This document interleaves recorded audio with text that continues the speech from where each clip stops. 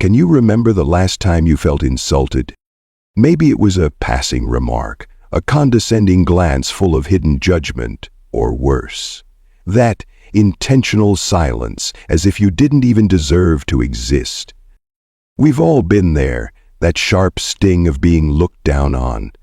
But the real pain doesn't always come from the moment itself. It comes afterward, in the endless replays of that scene in your mind, looping like a broken record you can't turn off. Why do some words haunt us for days? Why is it that some people remain unfazed by insults, while we feel stripped of our worth? The problem isn't the words themselves, it's how we interpret them. The Stoics once said, "People are not disturbed by things, but by the views they take of things." And when you begin to understand that, you'll see. No one can hurt you unless you give them the power to. No one can diminish you unless you choose to step down. Staying calm doesn't mean staying silent out of fear. Staying calm is the bravest act of protecting your dignity through silence. This video won't teach you how to tolerate. It won't tell you to fight back either. What it offers is a chance to rebuild a part of your mind, one that no longer gets shaken by insults, but walks through them with clarity, steadiness, and self-respect. If you've ever felt small after being belittled, if you've ever burned with anger because you couldn't speak up, if you want to stand firm, not through rage, but through quiet strength, stay. Because the 10 Stoic principles that follow might just change how you face every act of disrespect in your life. You are not hurt by what was said. You are hurt by how you think about what was said. It may sound hard to believe, but this is one of the core principles of Stoic philosophy, and the first key to facing disrespect without losing your inner calm. Have you ever been there? Someone says something cruel, you freeze, they walk away, and you're left standing, heart pounding, face flushed, your fingers clenching without you realizing it. You don't say anything, but later, you replay that moment in your mind a dozen times. The next day, the next week, sometimes even months later. You wish you had snapped back. You wish you could just forget it. But you can't. The question is, why can a single sentence, no matter how cruel, take over our minds so completely? Epictetus, one of the most well-known Stoic philosophers, once said, "Men are not disturbed by things, but by the views they take of things." What hurt you wasn't the insult itself, it was the meaning you gave it, the story you told yourself. I'm not good enough. They look down on me. Maybe they're right. And that story, repeated over and over, becomes etched into your mind until you start believing it's true. But here's what Stoicism wants you to remember. You are not your emotions. You can observe them, understand them instead of being swept away by them. Staying calm doesn't mean pretending you're fine. Staying calm is choosing not to hand over control of your inner world to someone else. You don't have to respond right away. You don't have to prove anything. All you need is to stand firm in your own worth, in silence, like a rock that never has to shout to prove it's strong. And in the very moment you stay grounded while others lose themselves, you've already won. Not in their eyes, but in the eyes that matter most, your own, full of dignity and self-respect. You are still whole, and you know it. But to hold on to that calm, you need something rare and essential. The courage to look within. That will be the second step in this journey. Why did that insult hurt me so much? It's the question we often ask, but usually we ask it facing outward. Only would they say that? One would treat me that way. But Stoicism teaches us to do the opposite. Turn inward. When someone hurts you, how do you react? Maybe you go silent, but your silence is bitter. Maybe you fire back immediately, only to regret your words later. Maybe you keep a calm face while a storm rages inside. Whatever the response, there's one thing all these reactions have in common. They come from emotion, not reason. And in that moment, you are no longer in control. Marcus Aurelius once said, "The happiness of your life depends upon the quality of your thoughts."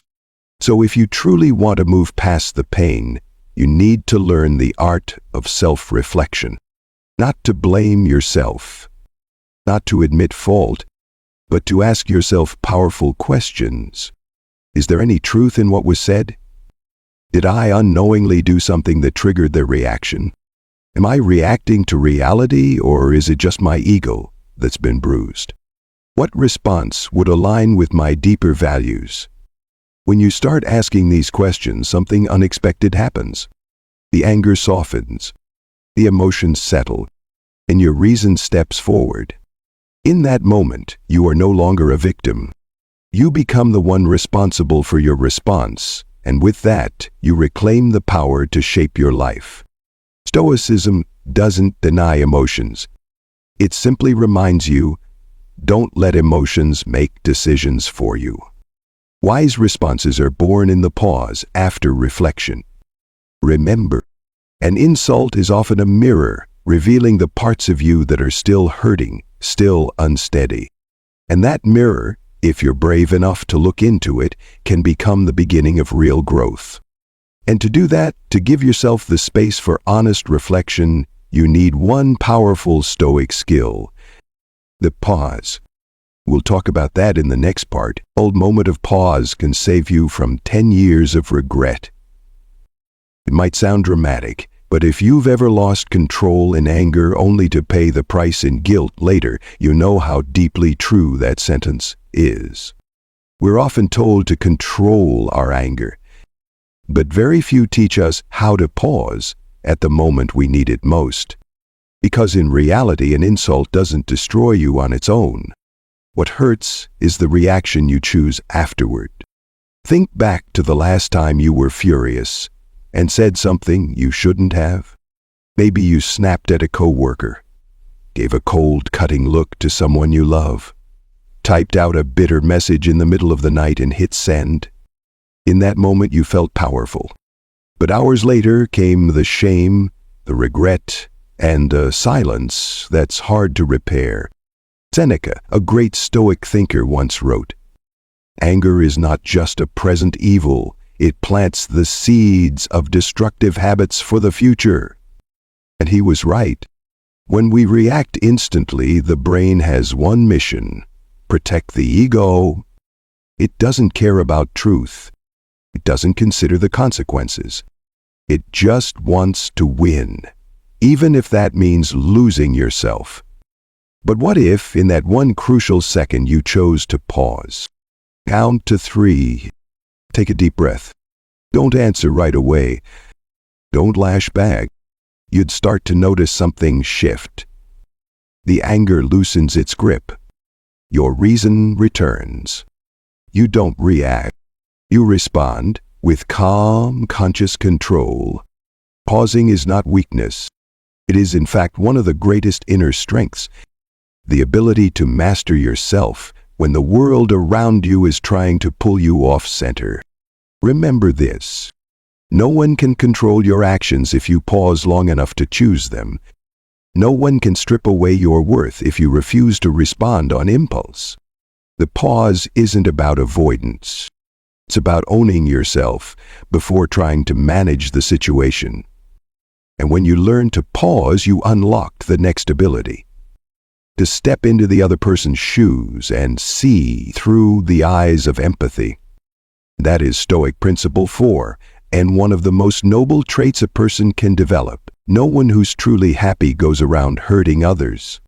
It sounds simple, but if you've ever really looked into the eyes of someone lashing out, you know how true it is. Behind a sarcastic remark might be someone barely holding it together. Behind cruelty, there might be a wounded child who never got the healing they needed. Behind the act of belittling might be someone terrified of being looked down on themselves.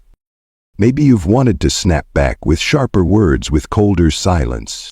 But then, sometimes you catch a glimpse beneath the surface. They're not strong, not really. They're struggling with their own chaos, and you just happen to be the place it spilled over. And in that moment, your anger starts to fade. Stoicism doesn't tell you to forgive blindly. It doesn't ask you to be soft. But it teaches you to look at things with a wider lens and a heart mature enough to separate behavior from identity. Epictetus once wrote, "Don't look for the good outside of you, look for it within." You don't need to justify someone's bad behavior. You only need enough empathy to understand this. Not every insult is about you.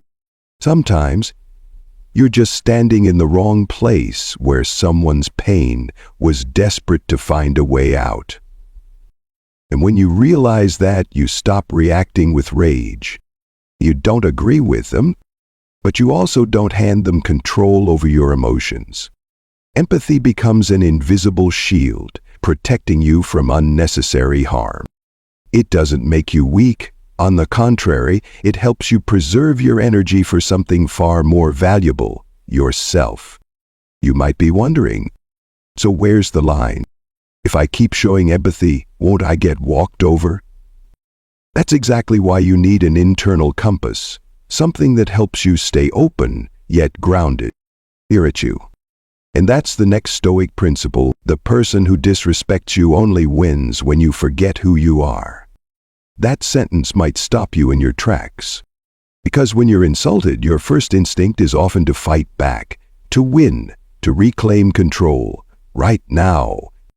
But let's be honest, how many times have you won an argument and ended up feeling like you lost yourself? You said something cruel, then regretted it. You stared them down, only to receive a cold, distant look. You snapped back, then wondered, was that really me just now? Stoicism teaches one core truth. Virtue is the only thing no one can take from you, unless you give it away. Seneca once wrote, "Virtue is nothing other than right reason." You don't need to be weak. You don't need to stay silent just to keep the peace. You simply need to ask yourself, does this action reflect the kind of person I want to be? Do I want to win, or do I want to respect myself? Because in every situation, you always have a choice. React from impulse or respond from your values. If you choose to stay true to your integrity even when no one notices, you've already won. If you react in a way that costs your dignity, even if people cheer, you've already lost. That's the difference between instinct and virtue. One gives you quick satisfaction. The other gives you lasting peace. Stoicism doesn't preach passivity. It simply reminds you. Dignity doesn't need to shout to prove itself. It shows up in the choices you make, especially when you're angry. Next time someone insults you, take a breath and ask, does this person deserve my reaction, or do I deserve my calm more? Because in the end, you're not responsible for their behavior. You're responsible for yourself. And virtue, not victory, is what leads you to lasting self-respect. But how do you hold on to virtue when everything around you feels out of control? If you can't change others, how do you protect your own peace? That's Stoic principle. 6. Accept what you cannot control. Some battles only end when you stop fighting them. Have you ever felt exhausted trying to change someone? You offered advice, you were patient, you raised your voice, then you fell silent. And still, they didn't change. You thought you were helping them grow, but slowly you were losing yourself in something you were never meant to control. Epictetus, the Stoic philosopher, once said, "A wise person is not upset by what they don't have, but rejoices in what they do." But more importantly, he taught us to clearly separate two things: what we can control and what we can't. You can control your thoughts, your actions, your responses. But you cannot control someone else's emotions, words, or choices. You simply can't. And the more you try, the more it hurts. The harder you push to be understood, the more frustrated you become with their silence. The more you explain, the more disappointed you feel when they won't listen. The more you expect, the more let down you are when they don't act the way you hoped. That's why Stoicism doesn't teach you to endure. It teaches you to let go at the right time. Letting go doesn't mean giving up. It means choosing to protect your inner peace rather than fight in a war that leads nowhere. You can still speak your truth. You can set your boundaries, but then let them be responsible for their own choices. And you return to yourself, to the one thing you truly own, your way of living. Acceptance doesn't mean agreement. It simply means, I won't let what I cannot control end up controlling me. And when you start living with that kind of clarity, things begin to feel lighter. Less anger, less guilt, more space to think, to live, and to love yourself. Next time someone treats you poorly, ask yourself, am I trying to force control over something that was never mine to hold? If the answer is yes, let it go gently. Because sometimes peace doesn't come from changing others. It comes from releasing the need for them to change. And once you've let go of the weight you were never meant to carry, you finally make room for something lighter, like a smile, a joke, a flicker of light in a moment that once felt heavy. That's where Stoic humor begins. Sometimes the best response to an insult is a smile that leaves the other person speechless. There are moments tight as a stretched string. You're mocked, turned into a joke. You know you could strike back, take control of the moment. But instead, you smile, softly, no more than that. Not because you're weak, but because you understand that some words aren't worth taking seriously. Seneca once wrote, "You have mastered yourself when you know what not to take seriously." Humor, in the Stoic sense, isn't careless laughter or emotional detachment. It's an art of emotional transformation. It's the ability to step back and see things with lighter eyes. Picture this. In a tense meeting, someone makes a jab at you in front of the whole room. Instead of flushing red, snapping back, or staying silent, you offer a smart, calm comeback. Well, it's good to know I've got my own personal language editor. The room bursts into laughter, the tension breaks, and the other person has nowhere left to go. In that moment, you've won. Not by overpowering, but by mastering both the emotion and the moment. Humor doesn't strip you of seriousness. On the contrary, it is the lightest yet strongest weapon that keeps you from falling into the trap of negativity. And more than anything, humor helps you protect your own lightness inside. Instead of carrying bitterness, you release it, intentionally with a smile. But let's be clear, humor is not avoidance. You don't use it to deny what you feel. You use it to process your emotions with clarity. And to do that well, you need a solid foundation, self-respect and clear boundaries. Because without knowing your own limits, it's easy to use humor as a mask to hide your hurt. And that is not the Stoic way. So next time someone pushes your buttons, instead of reacting, ask yourself, is this really worth taking seriously? If the answer is no, smile and move on. But what if they don't stop? What if the disrespect keeps crossing the line? That's when you'll need the next Stoic principle. Set clear boundaries. Stoicism doesn't teach you to endure. It teaches you to stand tall. There's a common misunderstanding that being Stoic means staying silent and swallowing everything. And Stoicism doesn't ask you to absorb what's wrong. It teaches you to know who you are and to know what must never happen again. You might forgive the first time. You might stay silent the second. But if you keep letting people cross the line, you're no longer being generous, you're slowly disappearing. A Stoic is calm, not compliant. You don't need to shout. You don't need drama. You just need to speak with clarity and firmness. I respect you, and I expect the same in return. The way this is being said doesn't feel respectful to me. If it continues, I'll step away from this conversation.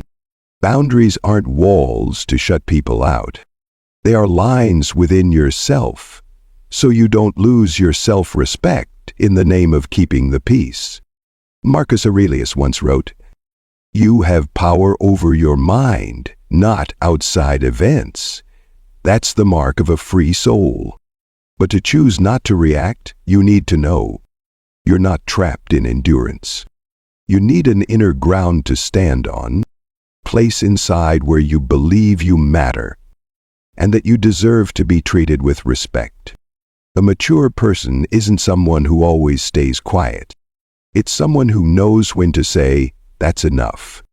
Think back to a time when you didn't draw the line, at work, when someone kept blaming you, or in a relationship, when disrespect became routine.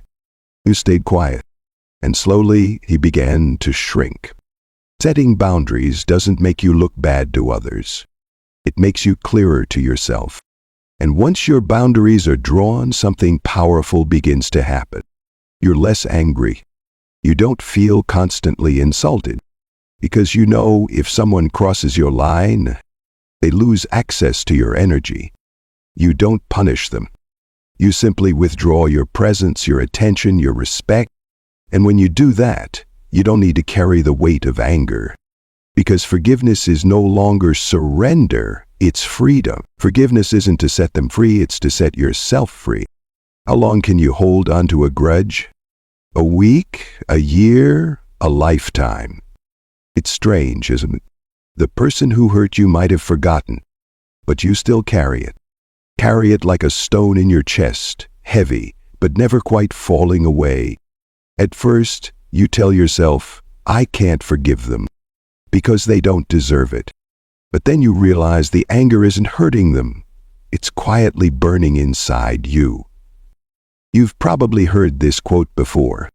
Holding on to anger is like drinking poison and expecting the other person to die. Stoicism doesn't tell you to be soft on injustice. It doesn't ask you to accept every wound and move on. It teaches you to let go, because you no longer want to be dragged down by it. Forgiveness, in the Stoic sense, isn't a gift to the other person. It's a declaration of inner freedom, that you choose not to let the past control the present, that you choose to walk lighter rather than keep yourself chained to old pain. Someone once told me, "I was angry with my father for 10 years because of something he said when I was a child. But then I realized he didn't even remember it. Only I was still living with it every day, and I chose to forgive, not because he changed, but because I didn't want to lose another 10 years to a memory that already ended." I had no words in that moment, because it's true. Forgiveness doesn't make them right, but it does help you stop living wrong with yourself. It doesn't erase the past, but it prevents the past from running your life. You still have the right to remember. You still have the right to keep your distance. But you no longer feel pain every time you think about it. You no longer need to hold on to anger if you've reclaimed your own mind. And once you've let go of that old emotion, something becomes clear. Most insults, looking back, are really quite small. So small, in fact, that with a shift in perspective, you might smile and ask yourself, "When did I ever let that bother me so much?" That's when you arrive at the final Stoic principle. Change your perspective. Some things are just insults until you decide to see them as wounds. And sometimes what once felt like a tragedy, with time turns out to be just a small lesson. The human mind is strange. It doesn't just record events. It interprets them in its own way. A cold look, a sarcastic comment. If you tell yourself, "I was disrespected," you'll carry that pain with you all day. But if you shift your perspective, they're probably just having a rough day. Suddenly everything feels lighter. Marcus Aurelius once wrote, "The quality of your life depends on the quality of your thoughts." It's not the event itself. It's how you see the event. It determines whether you suffer or stay at peace. I once heard someone share this story. She said, her boss criticized her in front of the whole team. Your report is sloppy. She felt embarrassed, humiliated in public. But later, when she was calm enough to reflect, she saw her boss was under pressure from upper management. And yes, her report really was a bit rushed. Now, when she looks back, she says, I was angry at him then, but honestly, that moment helped me grow. A shift in perspective. The wound healed. Stoicism teaches one powerful truth. Not every insult is truly serious, and most of our pain doesn't come from what others say, but from the stories we tell ourselves about what they said. So if you can tell yourself a different story, why keep repeating the version that hurts you? You're allowed to feel pain, but you also have the right to choose how you interpret that pain. You can think, they look down on me, or they don't understand me, or even they're acting from their own fears. The version you choose is the life you choose inside your mind. You don't have to change the world. You just have to change how you see it. And you'll reclaim control over your emotions. That is the essence of Stoicism. Not controlling the world, but mastering the way you understand it. And once you truly understand that, you don't just survive insults. You step into something greater. Freedom, stillness, and the quiet depth to live without being pulled by what doesn't deserve your energy. If at the start of this video you felt wounded by a disrespectful remark, and by now I hope you've seen this, your worth has never depended on someone else's attitude. Stoicism doesn't teach you to be numb. It teaches you to see clearly what you can control and what you don't need to carry. You can't stop others from insulting you, but you can refuse to let it touch your dignity. You don't have to tense up and react. You can stay composed and choose to respond with virtue. You don't have to seek revenge or prove your worth, because you know who you are and what's worth holding on to. These 10 Stoic principles, from staying calm and self-reflecting to shifting perspective, are not just life tips. They're a journey back to your inner strength. Because when you master how you think, you begin to master how you live. Before you go, ask yourself one thing. What am I still holding on to that would make me lighter if I let it go? If one of these 10 principles spoke to you deeply, write it down in the comments. Not for anyone else to see, but so you remember. Because philosophy doesn't change your life if it just stays in your mind.